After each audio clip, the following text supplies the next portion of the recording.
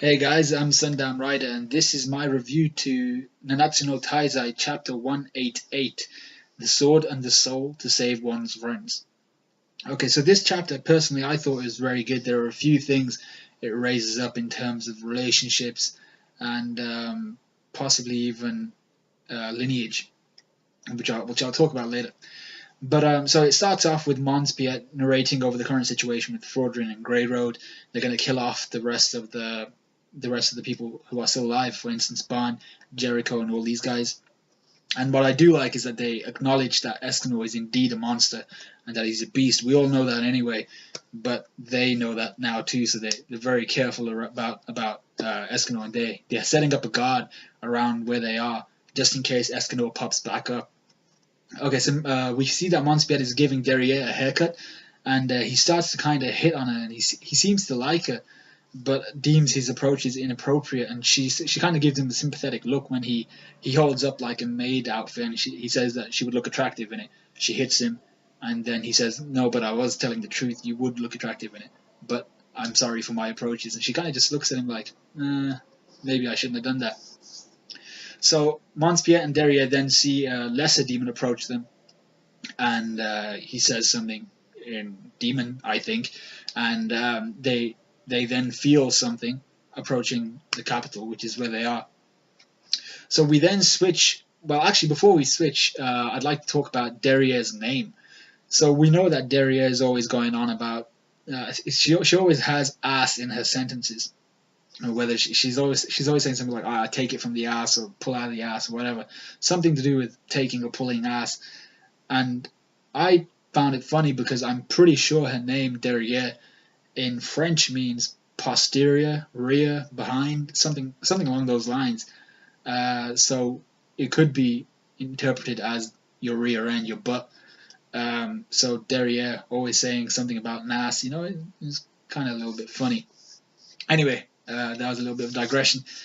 So we then switch to Elizabeth's group, which has Zaratras, Hawk Mama, and Hawk himself, and they're tearing through a forest on Hawk Mama, and they're on their way towards the capital.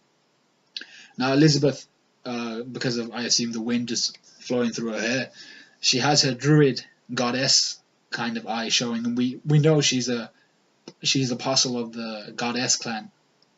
And something I wanted to talk about was the goddess clan themselves seem to be different to every other clan, because it seems to be a clan. Well, you can tell by the name, but it seems to be a clan populated purely by women.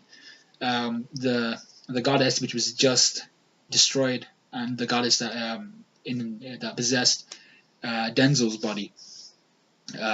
She was a lady, obviously, and when in the anime, when Bond's talking to that horn of Kernanos, I've forgotten what it was called, but when Bond's in that cellar underneath the castle, and he's trying to revive Elaine, he's being spoken to by a woman.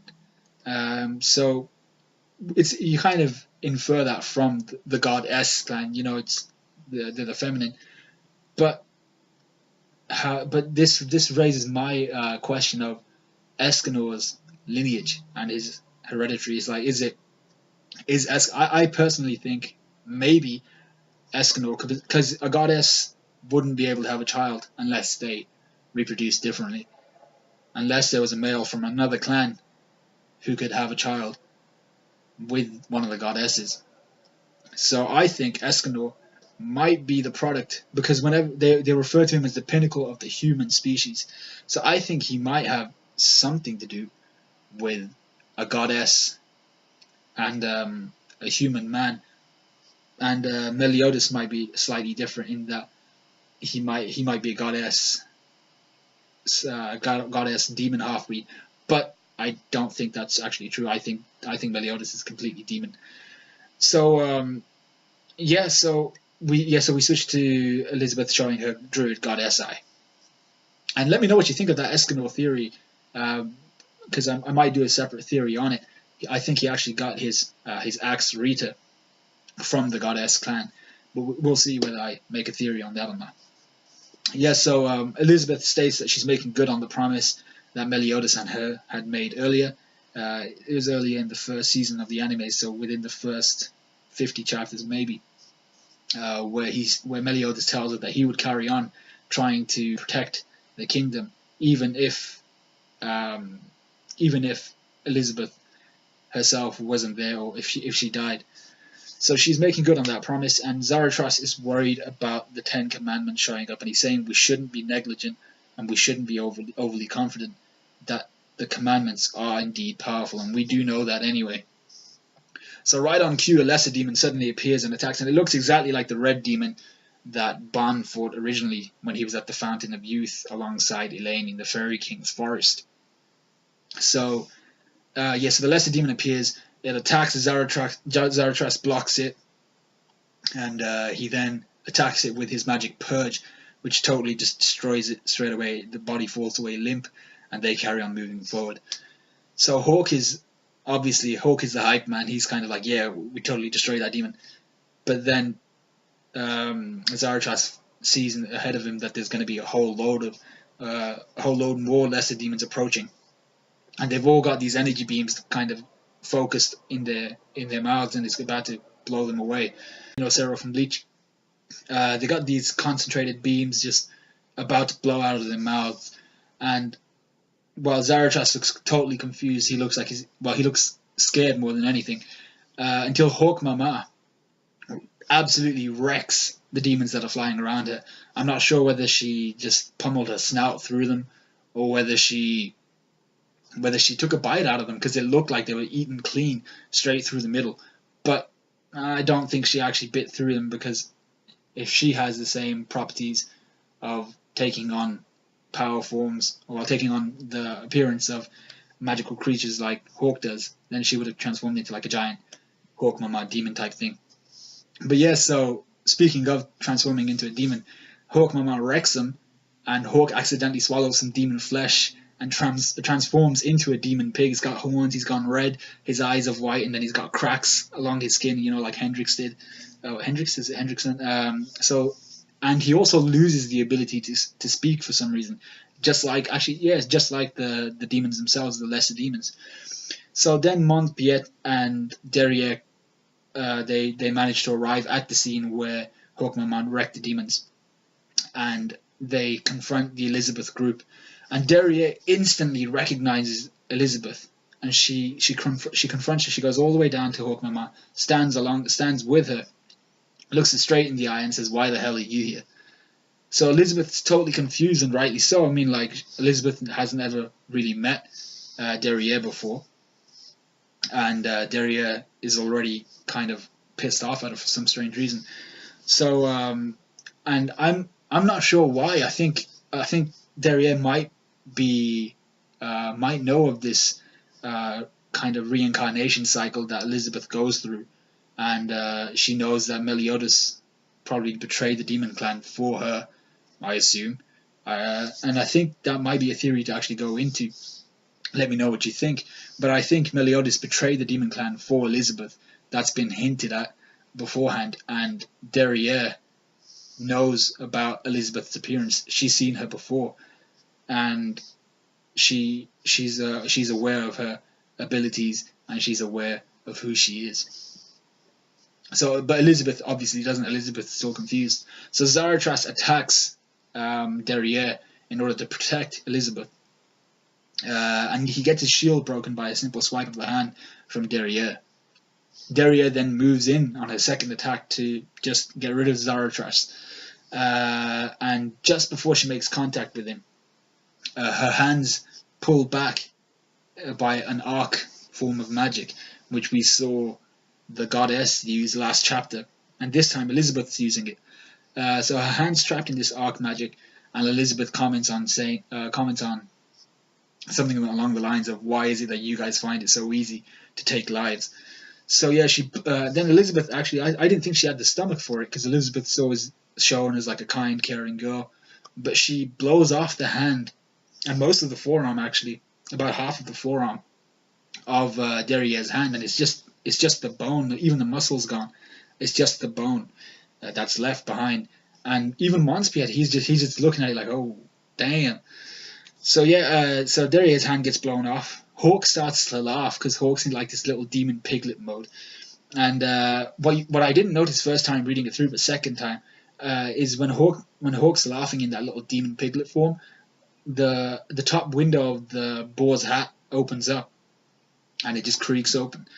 So then Derriere says, after her hand gets blown off, she says, "There's no mistaking it now. I knew it was you," showing that they have had some form of experience with each other. They've seen each other beforehand, maybe in another incarnation of Liz. So I'm not sure what this is, but they obviously know each other, and Derriere definitely has some sort of grudge towards Elizabeth. So she then tries to attack Elizabeth, only to get a hole punched through her ribs by Meliodas. And so then the chapter ends telling us Meliodas has returned from purgatory. So we have yet to see how Meliodas returns from purgatory, and I personally would like the next few chapters, maybe next two. I'm not sure how it would go any further than that, really. A whole couple chapters just solidly concentrating on how Meliodas got back would be fine for me. I mean, in terms of theories, it's not going to be like the hyperbolic timetable where Piccolo and Gotenks was it. They rip a hole through just by pure energy, just with their pure energy, and they just kind of went through. I don't think it's going to be anything like that. I mean, the last time we saw Meliodas, he was fighting against the incarnation of who I assume is his father, the Demon King. Excuse me. Yes, so the Demon King. Now, I think the Demon King must have been killed or sealed away in purgatory, but he couldn't have been sealed, because that would mean the Ten Commandments were sealed separately. But then the rest of the Demon Clan, we haven't seen anything of them, so maybe were they slaughtered? Were they also sealed? I don't know. But so I don't know how Meliodas must have got back. Did he just defeat the Demon King? Because Meliodas so far seems to have died many times and then reincarnated, a lot like Liz. But his reincarnation is different, because every time he seems to go back to purgatory, well, I think he meets with the Demon King. And the Demon King must be doing a terrible job of keeping Meliodas down there, because every time we see Meliodas, because it's been hinted actually a few chapters ago that Meliodas has reincarnated a few times, so the Demon King obviously isn't doing his job, if you understand where I'm getting at. But yeah, so Meliodas has returned from purgatory, and overall I thought it was a pretty good chapter. I mean, a solid 3.5 out of 5. I mean, there wasn't much action. We just got to see the difference in relationship between two of the commandments, with the most French sounding names. But yeah, so Meliodas has returned. I want to see where Escanor is, and next chapter, hopefully, apart from, well, in the next two chapters, I hope to see what's become of Escanor. We know Estarossa got wrecked, but is he actually dead? We know that Zeldris was taken alongside Estarossa, but I don't think the attack didn't seem to hit him square on. It hit Estarossa, and Zeldris just happened to be behind him. I think it was a chapter that I thought was good, and I hope to see. Well, his chapters have been fire lately anyway. So yeah, this has been Sundown Rider. Like, subscribe, all that good stuff. Comment down below with your theories, and I'll see you next time.